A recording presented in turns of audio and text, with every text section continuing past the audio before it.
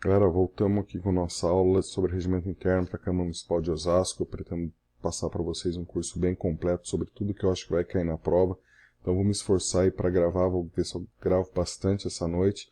Ou se eu gravo no sábado. Sábado eu quero fazer uma maratona de gravação para trazer para vocês bastante conteúdo para que vocês possam ir bem na prova. Nós estamos a 10 dias da prova e se você é concurseiro, você está entrando agora nesse mundo de concurseiro, agora é a hora que não dá mais para dormir. Agora é a hora que você tem que estudar direto. Quem não está trabalhando tem que estudar 16 horas por dia, 18 horas por dia. Quem está trabalhando aí, é todo o tempo que tiver, vamos estudar. Então eu também vou estar fazendo isso com vocês, eu também vou gravar aí todo o tempo que der, vou estar direto gravando com vocês. A gente vai colocar, vai terminar esse curso e vai trazer para vocês tudo o que é mais importante vocês saberem sobre o regimento interno. Então vamos lá, vamos colocar aqui, a partir de onde a gente parou, vou abrir aqui o regimento. E aqui a questão é bastante interessante, é uma coisa que cai muito, porque o regimento ele não é muito claro. A gente está falando sobre, lembra? A gente está falando sobre os projetos de lei. E aí, o regimento diz só que o plenário deliberará sobre maioria absoluta. Maioria absoluta, quando ele fala que o plenário deliberará por maioria absoluta, ele traz uma listagem de todas as matérias que precisam de maioria absoluta para serem aprovadas. Isso está de acordo são matérias de lei complementar, né? Está de acordo com o parágrafo único do artigo 38 da Lei Orgânica. Deixa eu até me esconder aqui, porque olha só, o parágrafo 38 da Lei Orgânica que vai dizer um rol de matérias que são obrigatoriamente tratadas por lei complementar. E por que são tratadas por lei complementar? Porque a Lei Orgânica assim dispôs. Se ela quisesse de outra forma, ela colocaria de outra forma. Então, a única razão dessas matérias serem complementares é porque a lei orgânica entendeu que são matérias importantes e que precisam de maioria absoluta. Porque vai funcionar assim. Quanto mais importante for a lei, maior é o quórum de aprovação, ou seja, precisa de mais votos, de mais vereadores votando aquela matéria para ela ser aprovada. Então aqui, maioria absoluta. Eu deixei na ordem, porque o número 1 do artigo 86 ele vai falar de maioria absoluta. Isso aqui vocês têm que decorar, galera. Isso aqui imprime a parte do regimento, cola lá no seu quarto, cola uma placa dessa no teu banheiro, você vai ter que decorar isso aqui. Que maioria absoluta, lei complementar é matéria tributária, Código de Obras, Edificações e outros códigos. Então falou em código, lei complementar, maioria absoluta. Estatuto dos Servidores Municipais, criação de cargos, funções e empregos de administração direta, autárquica, fundacional, bem como remuneração. Vocês vão ver o seguinte, esses itens, Estatuto do Servidor Municipal, criação de cargos, ele é repetitivo do que a gente acabou de ver, do que era iniciativa do prefeito. Então, como funciona? O prefeito faz a iniciativa de um projeto desse tipo, criação de cargo, função, emprego, ou de Estatuto do Servidor Municipal, e a Câmara vai aprovar através de maioria absoluta. Por quê? Porque é uma lei complementar. Maioria absoluta nós estamos falando em quanto? Maioria absoluta é metade mais um do total da Câmara. A Câmara tem 21 vereadores, então metade 10,5, a gente sempre sobe, vai para 11. Então essas matérias que estão aqui, elas precisam de 11 votos para serem aprovadas. O que mais? Concessão de serviço público, lei de diretrizes orçamentárias, plano plurianual e lei orçamentária anual. De novo um projeto aqui, ó, de novo uma proposição que é a iniciativa do prefeito. O prefeito inicia um projeto desse tipo e a Câmara precisa de lei complementar, maioria absoluta para aprovar. Criação, estruturação e atribuição de secretaria, subprefeitura, conselho de representantes dos órgãos da administração pública, realização de operação de crédito, constituição oficial para abertura de crédito adicional, suplementar ou especial de finalidade precisa, rejeição de veto. Rejeição de veto não é uma proposição, mas é uma atividade da Câmara, é uma análise da Câmara, uma votação da Câmara, precisa de maioria absoluta, vai ser deliberado pelo plenário, mas não é proposição. Regimento interno da Câmara Municipal, ou seja, é isso que a gente está estudando. É uma resolução, não é uma lei, mas também, então não é uma lei complementar, não está lá na lei orgânica como lei complementar, mas precisa de maioria absoluta para aprovação. Isenção de imposto municipal, todo e qualquer tipo de anistia. Que ele está se referindo, ele não falou, mas é anistia também de imposto, porque a Câmara Municipal não vai falar sobre direito penal, então a anistia que ele se refere aqui é a anistia municipal. Esses itens aqui você tem que decorar como lei complementar, como maioria absoluta. Por quê? Eles estão em contraposição, e a pegadinha que o examinador pode te fazer é que você saiba o que é maioria absoluta, que que são esses itens aqui. E o que é o próximo item? Maioria qualificada. Maioria qualificada, como a gente viu, para o caso da Câmara Municipal de Osasco, são 2/3 dos votos, ou seja, quando ele precisa aqui de 14 vereadores para aprovar esse tipo de matéria, que são as seguintes leis: de zoneamento urbano, plano diretor, rejeição de parecer prévio do Tribunal de Contas. Aqui também não é uma proposição, é um julgamento a respeito do parecer que o Tribunal de Contas dá anualmente. É o seguinte: todo ano o Poder Executivo fecha suas contas, isso vai para o Tribunal de Contas.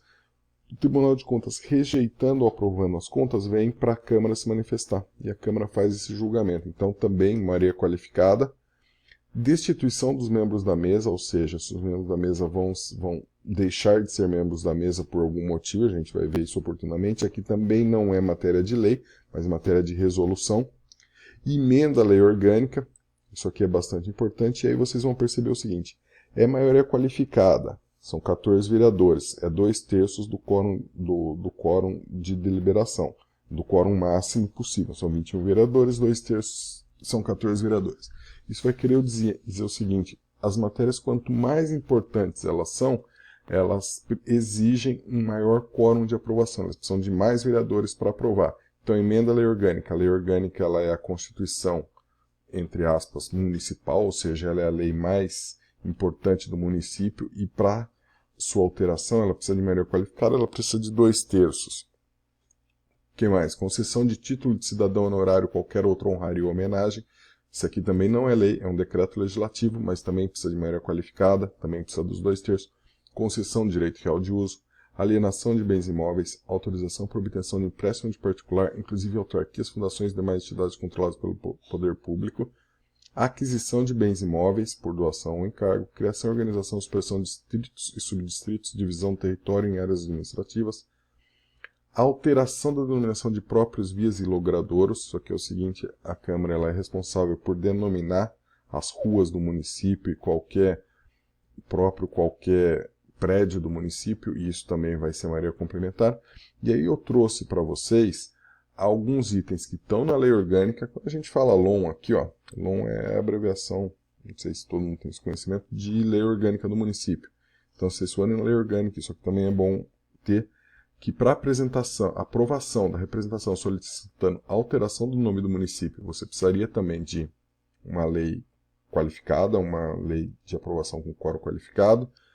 E nessas matérias,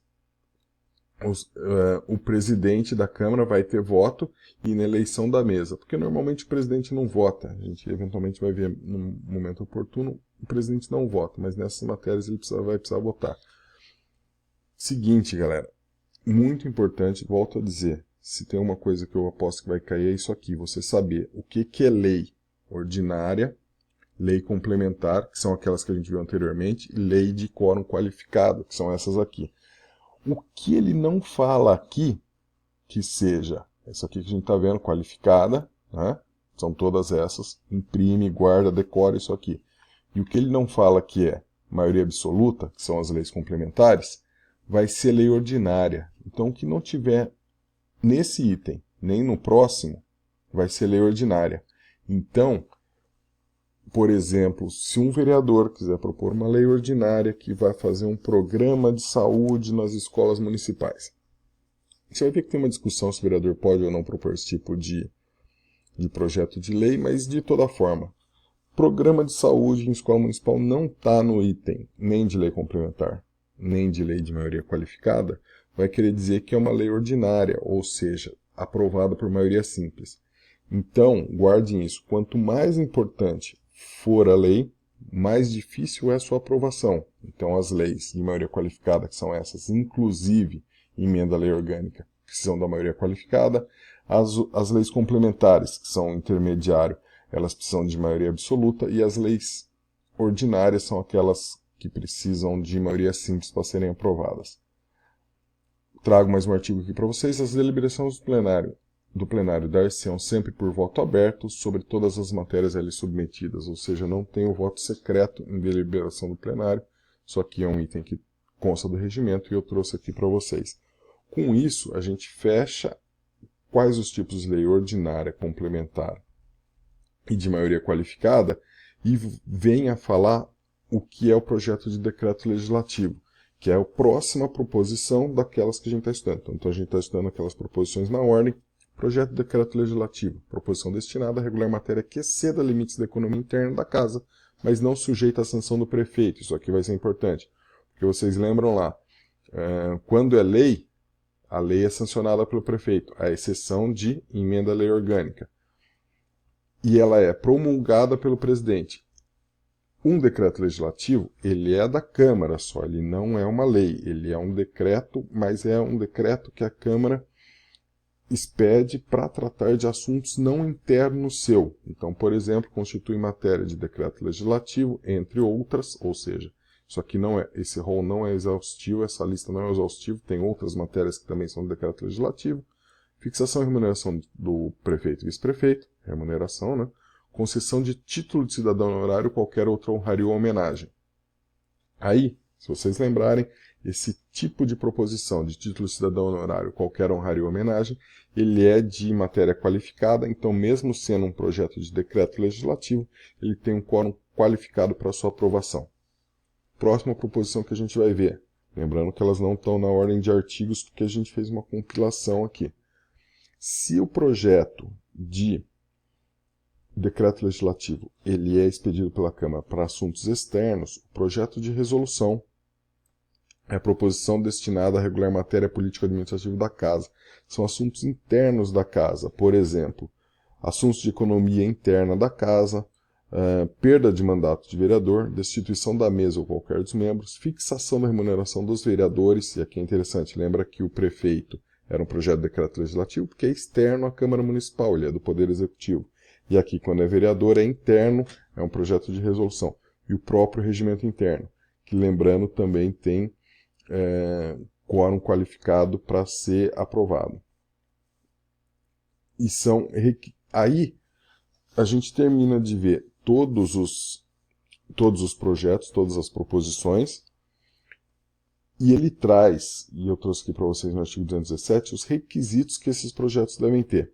Então, todos esses projetos de lei, eles têm que ser a ementa no seu objetivo, que é um resumo do que o projeto vai falar, conter tão somente enunciação da vontade legislativa, ou seja, não pode tratar de assuntos diversos, eles devem ser divididos em artigos claros e concisos, menção e revogação das disposições contrárias quando for o caso, assinatura do autor e justificação, que é uma exposição de motivos, exposição circunstanciada dos motivos de mérito, que fundamentam a adoção da medida proposta. Todos os projetos de lei, projeto de emenda à lei orgânica, têm que ter esses requisitos, esses itens são obrigatórios. A gente vai ver sob pena de repente, não ser aceita essa proposta, essa proposição do vereador. Por último, a última das proposições são substitutivos e emendas.